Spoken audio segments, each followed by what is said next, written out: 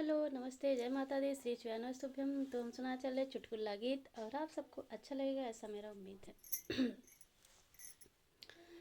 सैया करते झगड़वा सुनाए भाऊजी, सैया करते झगड़वा सुनाए भाऊजी, सुनाए भाऊजी हो सुनाए भाऊजी, सैया करते झगड़वा सुनाए भाऊजी, सैया करते झगड़वा सुनाए भाऊजी।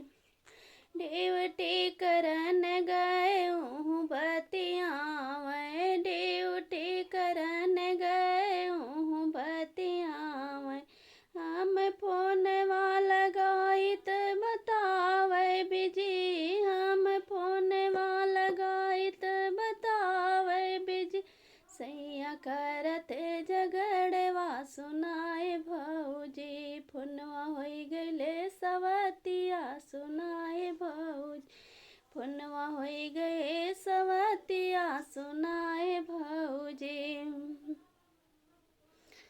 गईले बजरिया तबऊ बतियावै, गईले बजरिया तबऊ बतियावै, हम कही आलू तलयावै लौकी, हम कही आलू लयावै लौकी, फोनवा होई गईले सवतिया सुनाए भाऊजी, फोनवा होई गईले सवतिया सुनाए भाऊजी, सैया करते झगड़वा सुनाए भाऊजी, सैया करते झगड़वा सुनाए भाऊजी।